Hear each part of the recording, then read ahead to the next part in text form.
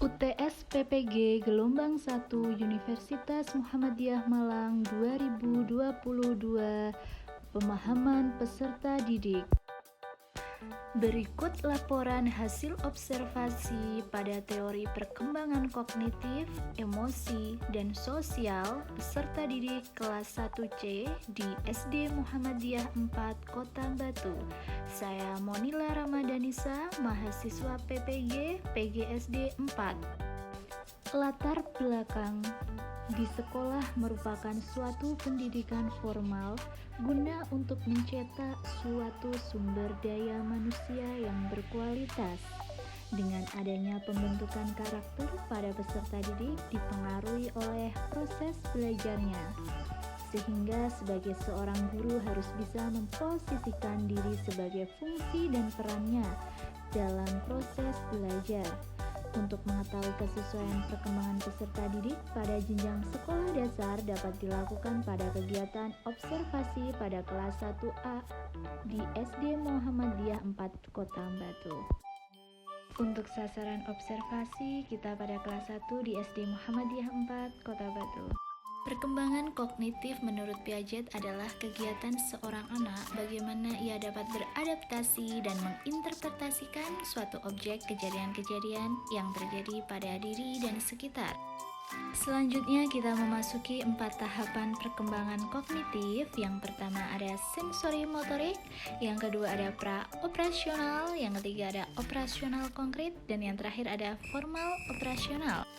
Aspek yang kita nilai pada observasi yang pertama adalah apakah peserta didik sudah mampu dalam menulis suku kata lalilulelo, dan yang kedua apakah peserta didik sudah mampu dalam membaca suku kata lalilulelo, dan yang terakhir apakah peserta didik sudah mampu dalam mengurutkan suku kata lalilulelo yang diacak.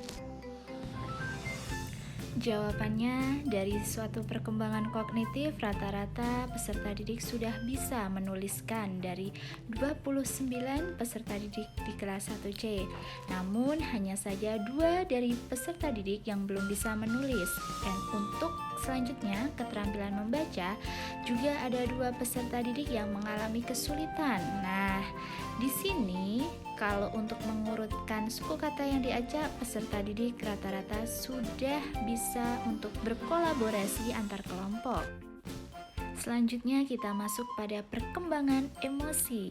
Nah, emosi merupakan salah satu tumbuh kembangnya untuk berinteraksi dengan orang lain dan mengendalikan emosi dirinya sendiri.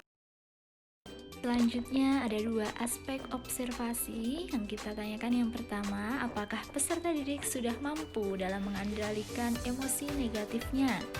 Nah, yang kedua, bagaimana respon peserta didik dalam menghadapi emosi yang ditunjukkan oleh teman sebayanya? Jawabannya, peserta didik sudah mampu dalam mengendalikan emosi negatifnya. Namun, ada beberapa peserta didik yang masih perlu adanya bimbingan serta dalam merespon emosi teman sebayanya. Nah, peserta didik terkadang cenderung diam. Yang kedua, banyak peserta didik yang cenderung suka menangis karena bertengkar dengan teman sebayanya. Seperti itu, karena belum bisa mengendalikan emosi pada dirinya sendiri. Oke, selanjutnya kita masuk pada perkembangan sosial. Nah, di sini merupakan suatu pencapaian peserta didik dalam berinteraksi secara sosial, dalam halnya untuk bergaul, beradaptasi dengan lingkungan sekitar, serta mampu menyesuaikan dengan norma-norma yang sudah berlaku. Oke, aspek observasi yang pertama adalah apakah peserta didik sudah dapat beradaptasi dengan teman-temannya. Nah, yang kedua, apakah peserta didik sudah dapat bergaul dengan penuh toleransi. Yang pertama, peserta didik sudah mampu dalam menumbuhkan sikap beradaptasi yang baik, terutama dalam teman sekelasnya ataupun teman antar kelas.